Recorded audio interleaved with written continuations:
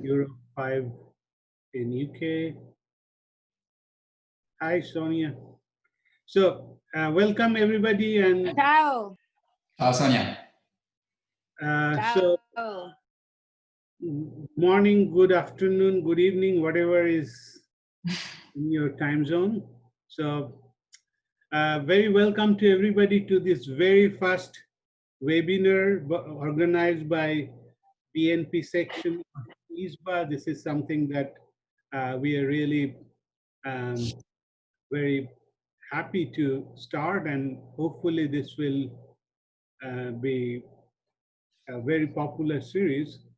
So today I have the great pleasure of introducing our first inaugural speaker of this webinar series, Professor Antonio Lijoi from the Statistics Department of Bocconi University in Italy, Milan. His contributions to he's very, very well known to everybody, so I barely need to give any introduction to him, but this is still a formality. You know, he has been the chair of the BNP section a few years back. He has also chaired the last BNP conference at Oxford. He is fellow of IMS, ISBA, is currently director of the PhD program of statistics and computer science at Bocconi University, is a professor at that department, and his research contribution to BNP include the proposal and investigation of discrete random probability measure beyond the Dirichlet process, mixture modeling for density estimation and clustering, predictive inference for species sampling problems, distributional properties of linear functionals of random probability measures, and many other things. So, I mean, you know him very well. So without wasting any more time, we just proceed to this. And I'm going to turn my video off, and I would probably everyone can do that too, except the speaker. And then I guess Antonio will speak for about 50 minutes or so, and then we'll have a scope for question answers. So generally speaking, in a seminar, if you need to ask a question, yeah, definitely feel free to ask. But if this is not something that is related to the understanding of the seminar, and if it's just something of curiosity, please save your question for the question answer session. But if you need some sort of clarification to understand the material, please feel free to ask. All right, so I will now hand it over to Antonio. Please. Okay, so first of all, let me thank Subhashis for the kind introduction. And I would also like to thank the BNP section for kindly inviting me for this inaugural webinar. I'm very honored for doing so. And I think it's a great initiative given the difficult times we are experiencing. So it's a great opportunity to meet you all, even if just online. And it's also an opportunity for me to present some recent work on dependency Bayesian nonparametric models I've been developing. Actually, if you want to ask questions during the talk, please interrupt me, because with this sharing the screen, I cannot see any chat questions on the chat. So feel free to interrupt me at any point and ask me questions. This is work, this is joint work with some collaborators of mine.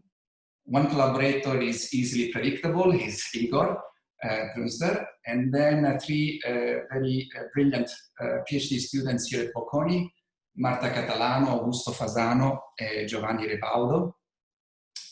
They just submitted their PhD thesis, and Augusto already started actually a postdoctoral fellowship at Collegio Carlo Alberto.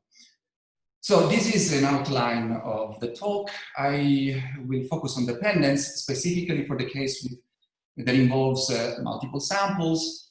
In particular, I will try to highlight situations where the dependent structure can be seen as something between exchangeability and independence. These two extreme cases being important, sort of reference or benchmark dependent situations we will be looking at very carefully throughout the next slides. In particular, I would like to highlight in this talk the study of dependence can be carried out through the distribution of the random partitions induced by discrete nonparametric priors. It's an aspect that I think gives us some useful insight into the properties of this process and overall on dependence. And I will, more in details, go through it by looking at a specific example involving a class of processes that we name hidden hierarchical processes. Then I will start the second part of the talk, where the quantification of dependence does not depend on the random partition and can be seen in a different perspective using Wasserstein's distance-based measures. Okay, so let me start. So first of all, dependence with multiple samples. So I will first briefly recall how we deal with dependence with single samples, a very simple and trivial case, which we actually present as a standard framework when we teach basic Bayesian statistics.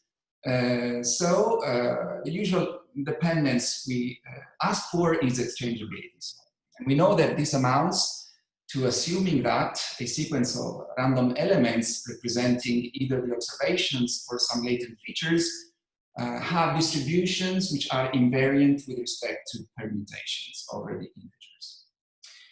So basically, to make it simple, if we take a three-dimensional vector, this means that the log x1, x2, x3 equals the log x2, x1, x3. So if we permute these objects, we obtain the same distribution.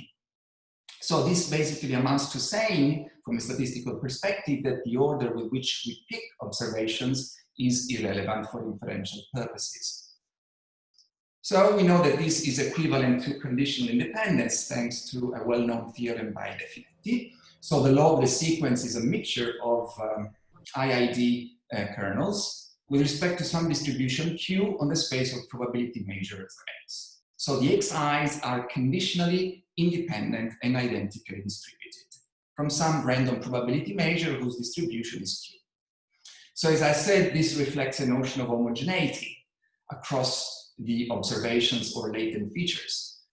And it is also a mathematical framework for inference that can be seen as an effective alternative to the classical approach with fixed and unknown probability distribution P.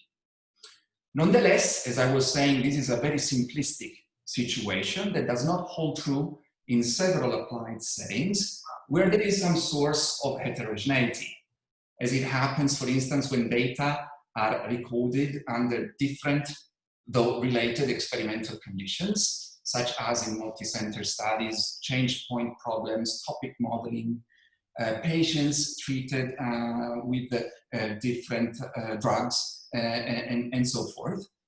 So in this case, we cannot speak of overall homogeneity across the whole sample. So we can basically visualize the situation through this very simple cartoon where we have three different experimental conditions.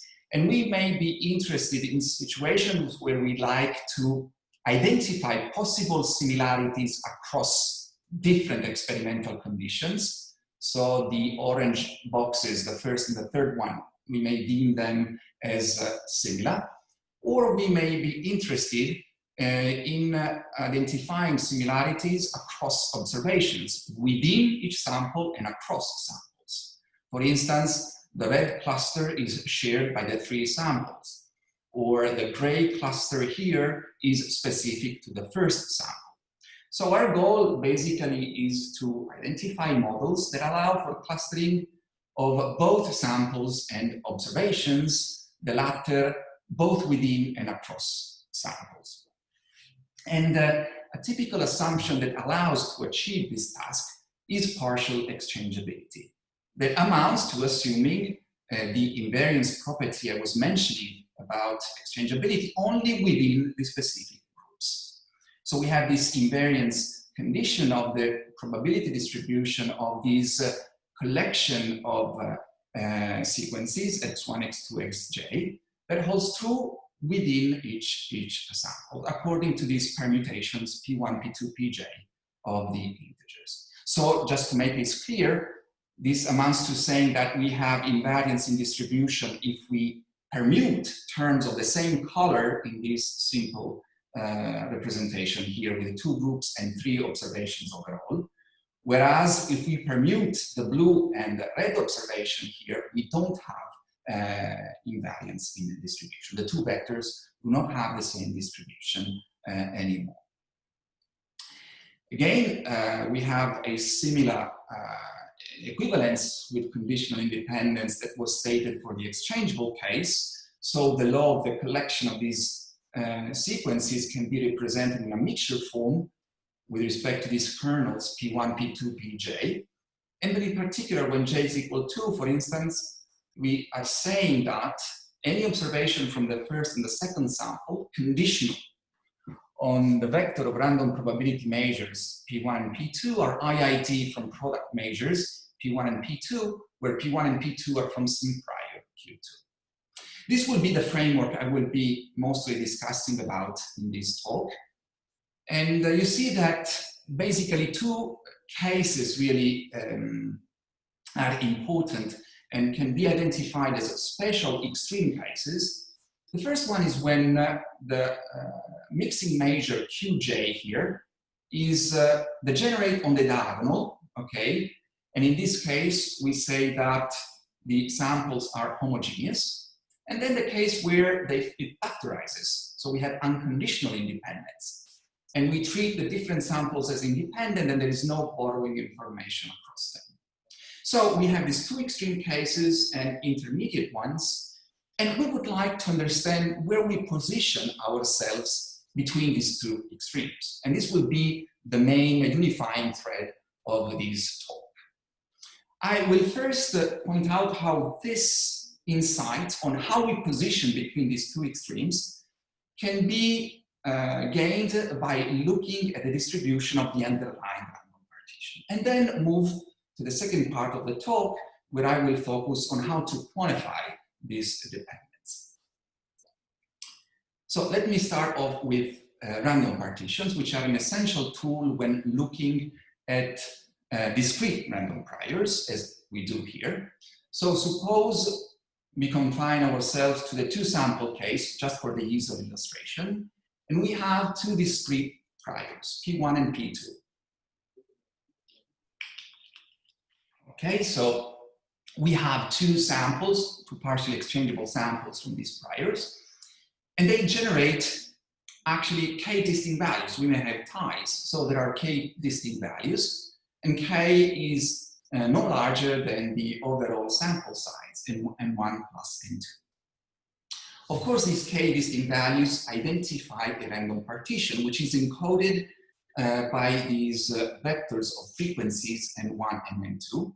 And nij is the number of elements in sample I that equal the jth distinct value.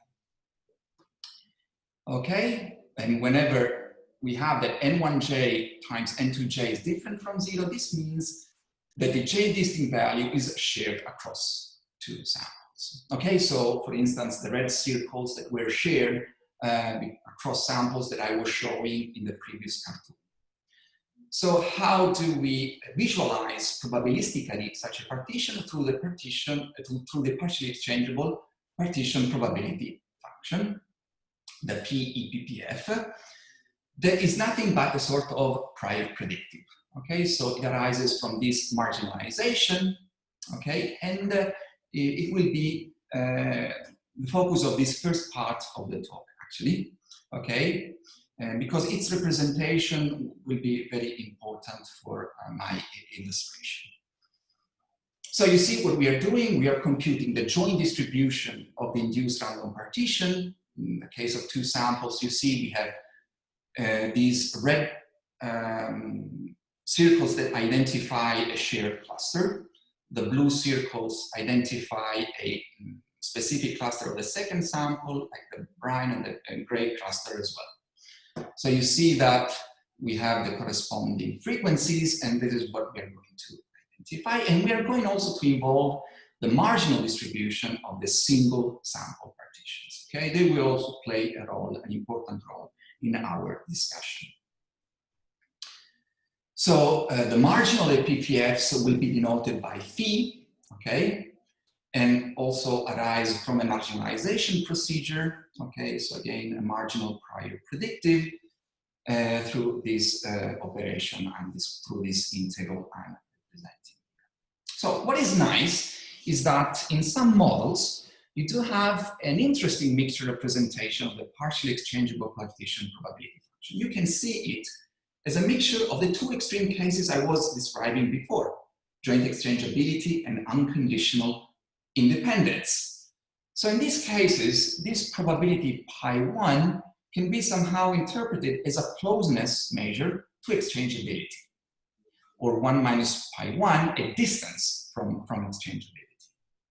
And models that do this are, for instance, the nested Dirichlet process by Rodriguez, Danson, and Gelfand, the latent nested processes of Kamerleng et al., and more recently, there is a nice archive paper by Beraha, Guglielmi, and Quintana that discuss this semi-hierarchical Dirichlet process. But in general, I mean, if you go through models that have been proposed for partially exchangeable data, more in general, the partially exchangeable partition probability function has a mixture representation which is a bit more complicated than the one I have displayed in the previous slide. So you do have a mixture representation with respect to some mixing parameter lambda living in some space capital lambda that can be continuous, discrete, multivariate, whatever form I mean you can find actually in the literature. And in particular, for some models, you can find some specific values of the parameters, here lambda stars, that belong to the border of the convex hull of the parameter space lambda, such that correspondingly to these parameter values, you do have either one of the two extreme cases, or both, as we have seen in the previous slide. Or you cannot even reach any of these. And examples of these mixture representations can be seen for HHDP by Te et al., GM-dependent priors, normalized forms, or hierarchical normalized random measures with independent increments. So you will see a representation of this type, and here I will briefly describe a recent proposal labeled as hidden hierarchical processes. Okay, and I will devote a few minutes to this specific example and to show how this particular mixture representation arises. So let me start by saying that models for partially exchangeable data, several instances of models for partially exchangeable data can be seen as compositions of discrete random probability measures. They typically have a hierarchical structure of this type, where you have the P tilde j's given G independent from some specific laws, LG depending on G, LJ depending on G. G is itself given some other random probability measure P tilde from some law depending in some way from P tilde 0, and P tilde 0 has some distribution Q. The HDP is in this setting, okay, has this particular form for specific choices of the LJ, the L, and Q. The same can be said for the NDP, the nested Dirichlet process by Rodriguez, Danson, and Gelfand, and for the hierarchical NRMIs by Kamerleng. They all can be seen as compositions, okay, of discrete random probability measures.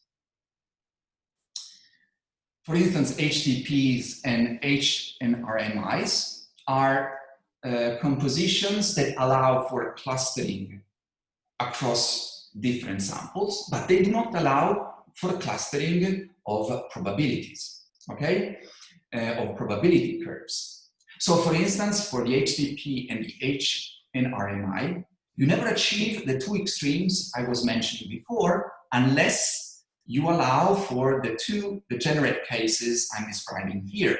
Independence when P tilde naught equals a specific deterministic distribution P naught, or the exchangeable case is achieved whenever the P tilde j's are degenerate on their random base measure P tilde 0 for each sample. The NDP, on the other hand, allows for both clustering of observations and clustering of probability curves, okay? Nonetheless, it degenerates to one of the extremes, in this case, exchangeability, whenever there is at least one observation that is shared across the sample. So it has this drawback. So here, I try to present an example and the resulting dependent structure it induces whenever we try to avoid the drawback that we have seen for the NDP, and we try to mix these two nested and hierarchical components. So we use a specific composition of random probability measures that puts together the nested and hierarchical component. And I will show this for the Pitt-Manure case. So the LJ's distribution I've shown on the previous slide are exactly equal to G, okay? And the G are from a Pitt-Manure process whose base measure is a Pitt-Manure process itself. And Q is again the distribution of P tilde naught is a Pitt-Manure, okay? So basically, this can be represented alternatively in this form. So a hidden hierarchical Pitt-Manure process corresponds to a collection of random probability measures, which conditionally on some other probability measure G are IID, from such a G whose atoms are probability measures themselves, with the probability weights being basically the probability weights of a Pitt-Manure process with parameters alpha and gamma. The acronym GEM refers to Griffith, Engen, and McCloskey, and is basically the stick breaking construction of the Pitt-Manure process. The atoms P star K, given P star 0, are IID from a Pitt-Manure process with the base measure P0 star. And P0 star is a Pitt-Manure process itself, okay? And so we name this process as a hierarchical, hidden hierarchical Pitt-Manure process, okay? The Dirichlet process is recovered by taking gamma, sigma, and sigma naught all equal to 0, as you might expect. So we have a composition of a nested structure over a hierarchical one, okay?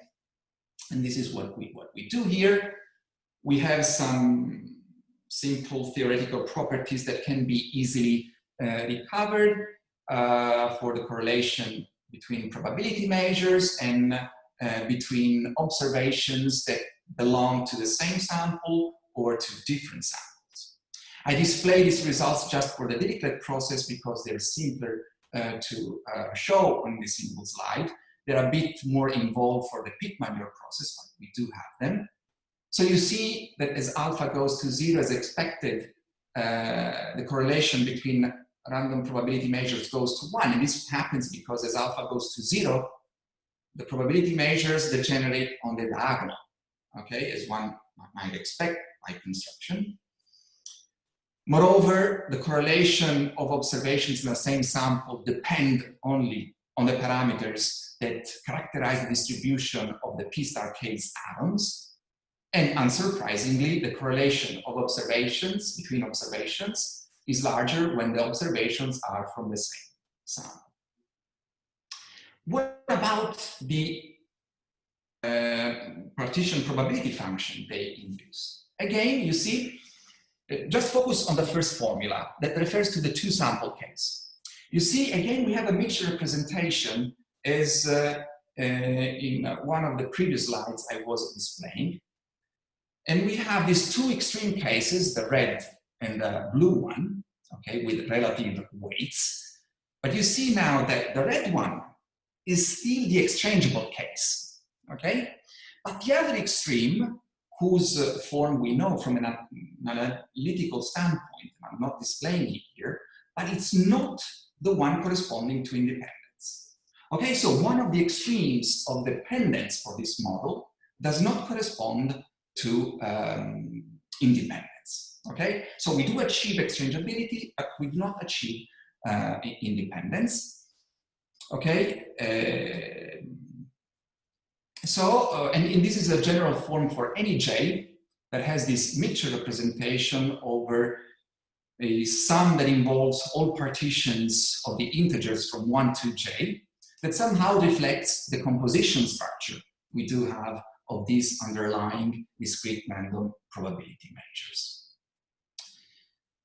Of course, one has, once you have the partition, the partially exchangeable partition probability function, you can easily deduce the posterior probability that two samples are the same given the data. It's simply this ratio. And you see that is strictly less than 1, even if we do have shared observations across the two samples.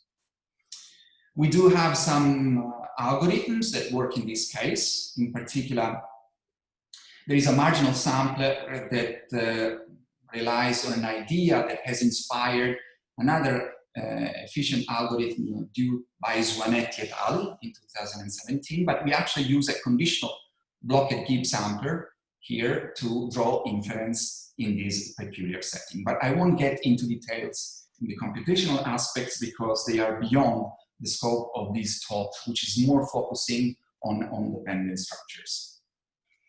Of course, once you have the partially exchangeable partition probability function, you can study the number of clusters that are induced by these models.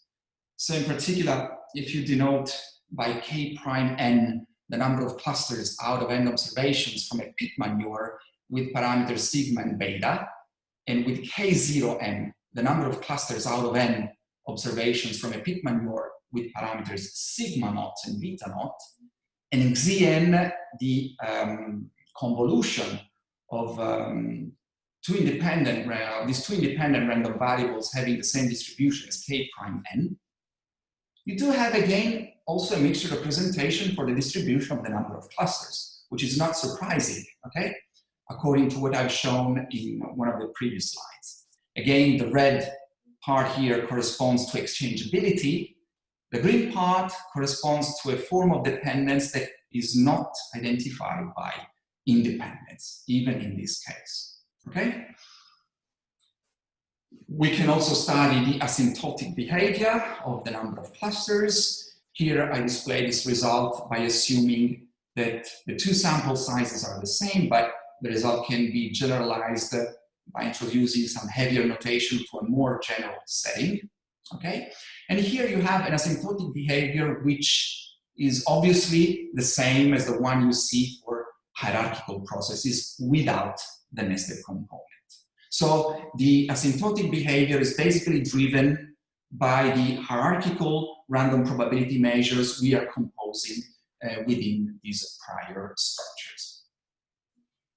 So a simple illustration with simulated data before moving to the second part of the talk, just to show some specific feature of this model. So we considered a simple mixture model where the hidden hierarchical Dirichlet process is applied to these latent features representing mean and variances of Gaussian kernels here, this kappa. And we consider different simulation scenarios. Here, I will focus only on a very tricky one, where we have two samples that are generated from distributions having the same components, 5 and normals 5, 1, and normal 0, 1, but with different weights. Okay, so we revert the weights between the two samples. We use some standard prior specification for the hidden hierarchical Dirichlet process and for the underlying normal inverse Gaussian base measure. Okay, And what we see, I don't know why this red scratch is appearing here. Okay, it disappeared. So these are the numerical results we do have. You see, in terms of density estimation, the comparison between the NDP and the HHDP shows similar results. But when you move to considering the clustering of observations that minimize the one we obtained by minimizing the variation of information loss, you see that the NDP does not identify common clusters. The NDP overall leads to 4 distinct components among the 2 samples, whereas the HHDP identifies just 2 components, okay, and actually gives, more or less distributes the observations between the 2 modes with basically the same proportions we have seen from the model that has generated the data.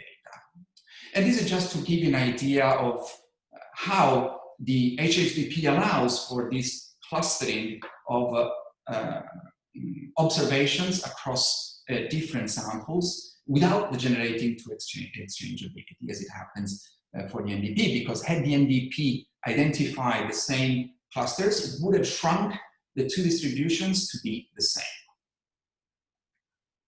And here are the posterior probabilities of co-clustering through these heat maps, where we have the truth, the HHDP that basically mimics the truth, and the NDP that is not able to do so because you see it does not identify common clusters, as we see in this 3rd plot.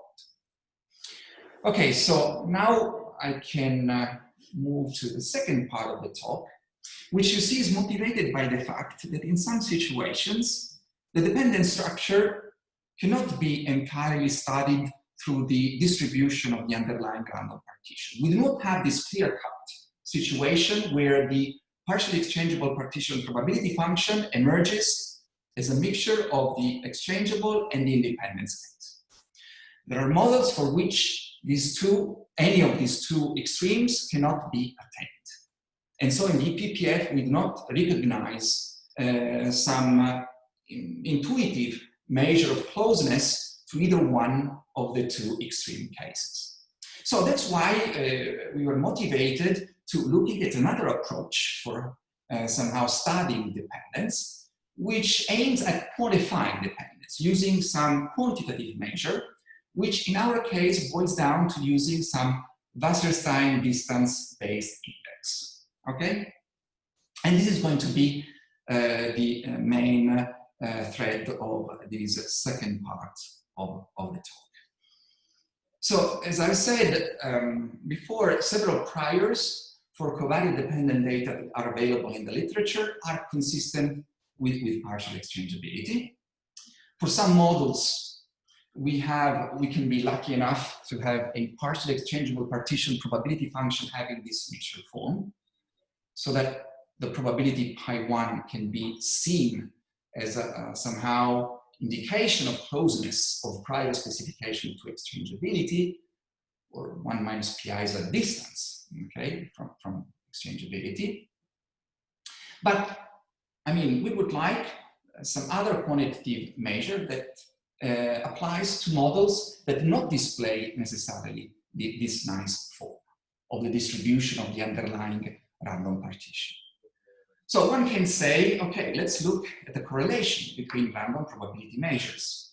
This is commonly done in the literature. In particular, several examples that are available are such that this correlation does not depend on the specific set A at which these random probability measures are evaluated. So when this happens, this correlation is interpreted as an overall measure of dependence across random probability measures P1 and P2. But this basically is not really satisfactory because it's very limited. It only captures linear dependencies. And also, in several models, you may also have that this depends on A, the set A. So we are aiming at something more general. And this somehow motivated us to introduce a principled approach that modifies dependence based on closeness and using some distance on the space of measures. It is nice to point out also that this program we pursued is very close to a notion of approximate exchangeability that has been introduced in an old paper by Definetti in 1938, devoted just to contingency tables, and more recently reframed in modern statistical terminology with some very intriguing examples in this beautiful paper by Sergio Bagagliado, Percy Diaconis, and Susan Holmes, that I definitely recommend reading. So let me describe how did we proceed, and I will show you some results. So a few models in Bayesian nonparametrics for dependent data can be expressed in terms of random measures. So random probability measures are obtained as transformations of underlying unnormalized random measures. So we will be considering vectors of dependent random probability measures whose components have the same distribution. I will motivate why I take this assumption very shortly. And T is a transformation we apply. There are several in the literature, for instance, normalization, kernel mixtures, exponential transformations. And then this leads us to look for a measure of dependence in terms of these vector of random measure. So instead of looking at the vector of random probability measures we do obtain, we will be focusing on the vector of unnormalized random measures, μ1 and μ2. In particular, we will be looking at a specific class of vectors of random measures, those having independent increments, and we name them completely random vectors. Basically, we will be considering vectors of random measures such that when evaluated at collection of pairwise disjoint sets, give rise to independent vectors, and we will name them completely random vectors. Okay? They have a nice probabilistic structure that is very useful when proving some results that I will now describe. So basically you see the discrete random, these completely random vectors are vectors of discrete random measures that can be represented in these forms. You see the two components of the vector share the same locations, zi, and have dependent jumps, j1i, j2i. And you can see the triplets of jumps and locations as points of an underlying Poisson process whose mean measure is ni, meaning that if you look at the cardinality of triplets, j1, j2, and z, that belong to some rectangle, c1, c2, a, this is a Poisson random variable with this particular mean. So the measure ni evaluated over this rectangle itself. Okay? So the idea is to obtain some evaluations or bounds for distances in terms of this underlying mean measure. Okay? So we will define a distance between completely random vectors, express such a distance or suitable bounds to such a distance in terms of this mean measure, and evaluate such a bound for some well-known cases of completely random vectors used in BNP. Okay, so this will be basically the last 10 minutes of this talk. So let me briefly frame the setting of the problem, where, as I said, one of the benchmark situations is exchangeability. And in this random vectors framework amounts to saying that whenever μ1 is equal to μ2, almost surely, we do have exchangeability. So of special interest for us is this particular red diagonal. And I will denote the law of a random vector concentrated on this diagonal with this qx. So the idea is to define a distance d between laws of completely random vectors, such that the distance between the law of a vector and the QX distribution is 0 if and only if we have μ1 equal to μ2 almost surely. And what is the kind of distance we define? Well, the idea is that we have to look for distances on R2. Consider d star a distance between laws on R2, and take the supremum over all sets A of the distance d star between the law of a random measure μ tilde evaluated at A and the law of another random measure C evaluated at A. This supremum will define an overall distance between these two random measures μ and C, these two vectors μ and C.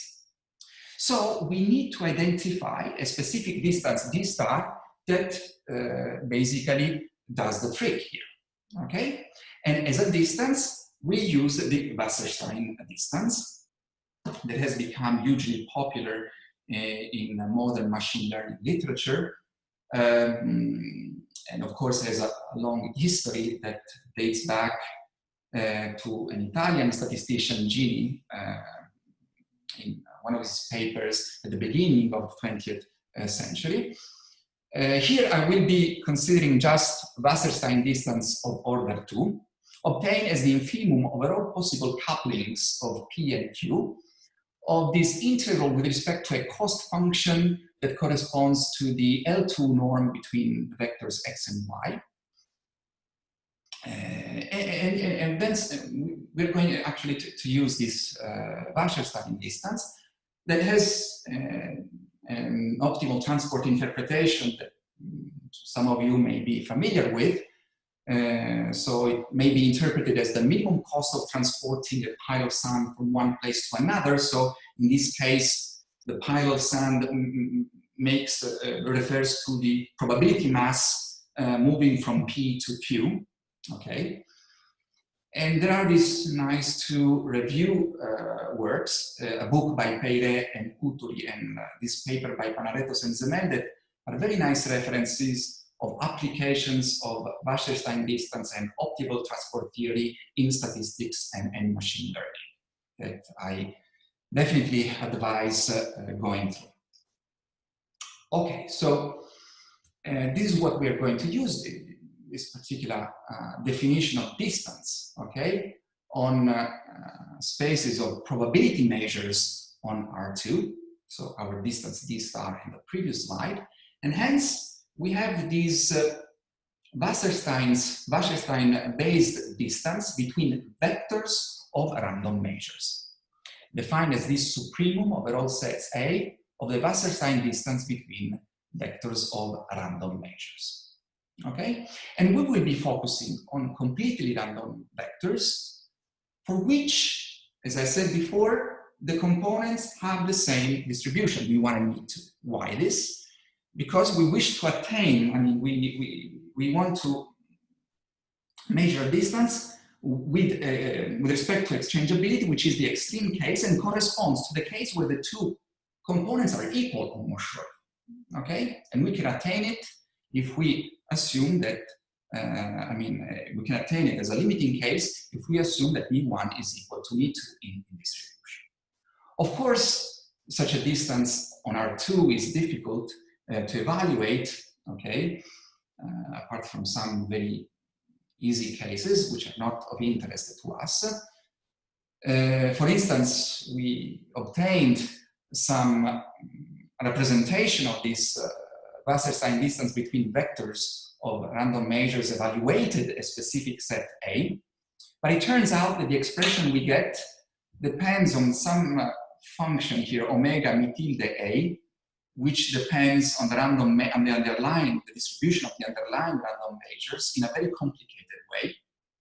And this can be evaluated numerically, really in some simple cases, which are not really of interest to us. So what we did is, of course, since we cannot evaluate it, we tried to determine some upper bounds for such a distance by using a compound Poisson approximation of the vector of random measures. And this will allow us to obtain bounds expressed in terms of the underlying Levy measure D, which was our original program. Okay? So the idea is the following. We will be working with completely random vectors whose mean measure, whose Levy measure satisfy these two conditions here. Particularly, the second one corresponds to assuming a Levy measure having, a completely random vector having infinite activity. So we will construct compound Poisson processes by removing this neighborhood of the origin, which is the one having infinite mass. Okay? And we will take these radiuses epsilon r shrinking towards 0. Okay? At a certain speed that I will not detail here. So we will construct a family of neighborhoods of the origin, which we remove from the positive quadrant to obtain these sets d epsilon for a sequence epsilon r of radiuses shrinking to 0. And we will define these Levy measures restricted to the region of the quadrant with this neighborhood of the origin being removed. Okay? So this corresponds to constructing a compound Poisson random measure on the quadrant. Okay? And what we can show is that the Wasserstein distance shown before is bounded by this limit, okay, involving this square root of r times the distance between these two Levy measures, the one corresponding to the first random measure, μ1, and the one corresponding to the second completely random vector, ρ2. Okay, and this bound can be in some cases evaluated. Okay, and one can find also a supremum with respect to A, to the set A. So let me show this for the two cases, the exchangeable independence case. So in the exchangeable case, the vector, the corresponding Levy measure has a form of this type. So it is concentrated on this red diagonal. And here we will further assume that μ1 and μ2 are equal. Remember, the two random measures of the vector have the same distribution. So μ1 and μ2 are equal to the same pi here, this representation. And we do have the following evaluation of the limit. So the limit I displayed before, the square of the limit, okay, is equal to this expression where k depends on me, okay, so on the Levy measure of the vector μ1 and μ2, and on the tail integral of this Levy measure pi. And in particular, if we have a homogeneous Levy measure, and this measure μ is absolutely continuous with respect to the Levy measure, we do obtain the supremum I was mentioning before. So an upper bound for the Wasserstein distance, the squared Wasserstein distance between our vector of random measures and the benchmark exchangeable case. The same can be done for the independence case, which corresponds to a Levy measure that degenerates on these two axes. So we have a result that shows that the limit of the square of the upper bound I've shown before again has a form of this type, where k depends again on the tail integral of pi, okay? And in particular, if pi, so if this marginal Levy measure is homogeneous, okay, then you have an upper bound for the square Wasserstein distance between the vector of measures corresponding to independence and the vector of measures corresponding to exchangeability. Now we applied this to some examples that I will briefly show. We go very quickly through this and get to the final discussion. We did this for compound random measures, for instance, that have been studied in Griffin and Leisen. They have proposed them in this 2017 JRSSB paper, where we have a common random measure that depends on these jumps ji and locations zi, and the jumps are perturbed by these random coefficients, mi1 and mi2. In particular, if you take the common random measure with jumps ji and locations zi as being a beta process, so with this Levy intensity, Levy measure, and if the mi's are IID gammas, where this parameter phi, you see, is the same with the parameter phi in the beta process Levy measure, then we have the following upper bound for the distance, the Wasserstein distance, the squared Wasserstein distance between the compound random measure vector by Griffin and Leisen and the exchangeable case. We have this very simple bound, and you see that as phi increases, the upper bound shrinks to 0, making the vector closer and closer to exchangeability. We have similar results for the case where dependence between random measures for a completely random vector is induced by a Levy copula, which is something similar to copulas for distribution, but they act on the Levy measures. In particular, we have been working with Levy-Clayton copulas depending on some parameter theta that achieves in the limits the independence case and the exchangeable case. Well, actually, the other extreme case is complete dependence, but for our problem, it coincides with exchangeability. And we obtain some bounds for the squared Wasserstein distance in terms of this parameter theta. So in particular, you see the vector, the completely random vector corresponding to the Clayton-Levy copula has a squared Wasserstein distance with respect to the exchangeable vector that is bounded by this term here, depending on alpha and theta. And in particular, is expected as theta increases, you see the upper bound goes to 0, making the vector closer and closer to exchangeability.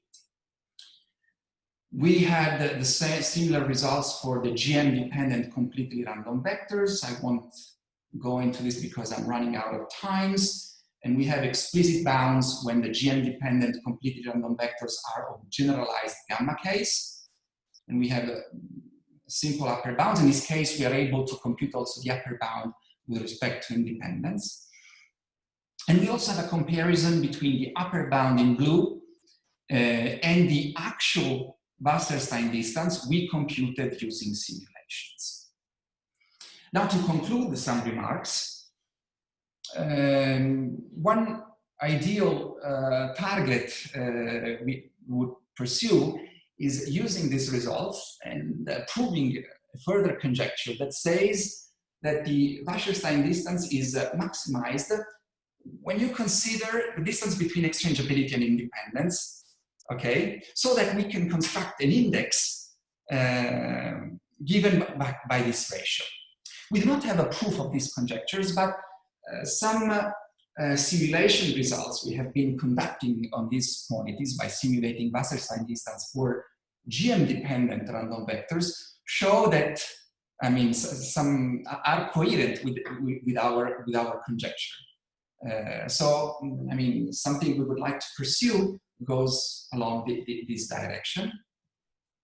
Moreover, we would like also to work with posterior distributions and look at distances between posterior random measures and use these distances or bounds for those distances for constructing tests for distributional homogeneity across different samples. We would like also to work directly with the transformations between the eyes instead of working just with the random measures. And moreover, it would be interesting to work with other popular models that are generated by vectors that are not completely random, okay? So here, the results refer only to completely random vectors, and we would like to go beyond this specific framework to capture dependencies of other models available in the literature. So all this presentation was based on these three references. The first paper refers to the second part of the talk, whereas the other two references, the other two refer to the first part of the talk. And finally, let me thank you for your attention. Thanks a lot. Thank you, Antonio. And everybody can use the reaction feature of Zoom to thank Antonio by clapping. So,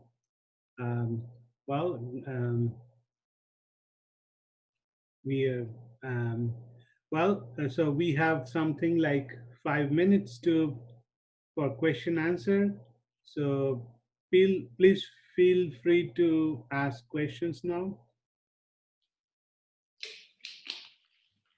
Antonio, can I ask just a curiosity? Yes. You focus in this last part of the talk, you focus on Mu1 and Mu2, but at the beginning you say that they are linked to P1 and P2 through a transformation. You don't work on directly on P1 and P2 because it is complicated, because you are not able. This compound Poisson random measure approximation we have been using works only on the unnormalized random measures. Okay. We haven't been able to transfer this to the transformation version, okay? That can be either normalization or kernel mixtures or whatever, okay?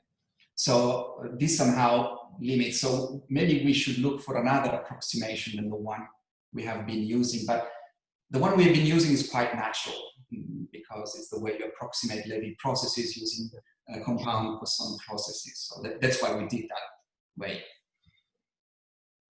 Thanks. Other questions? I see some people comment on the fact that I didn't use the full screen. Sorry about this. I tried at the beginning, but it was not working, okay, for some reason. Yes. Hello, Antonio. Anybody willing to ask, please go ahead. Hello. Hi. Okay.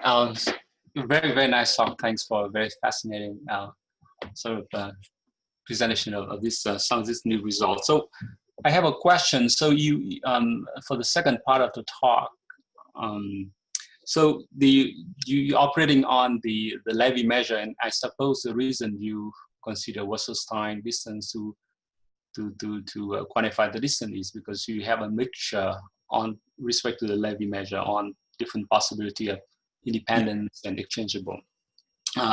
So I'm wondering, so whether you can get any about just using other standard distributional distance. In this case, because the support of the measure is still R2, right? Yeah. So that's one. And the second related question is, you give an upper bound on the Wasserstein distance in terms of alpha and k of theta. I'm wondering, why didn't you have any lower bound? What is the role of these upper and lower bounds if they exist in some of the question that you said later on about testing? Yeah. So as far as the first question is concerned, we did look just at Wasserstein distance because typically these random measures, I mean, we needed a distance that allows us to compare measures having different supports or measures that do not even have a density. So we could not use Kullback-Leibler or Hellinger or whatever. Okay, so I mean, and Wasserstein distance looked like a reasonable choice in this setting. As for the lower bounds, we didn't get lower bounds, if not very trivial ones. Okay, so they were not informative enough.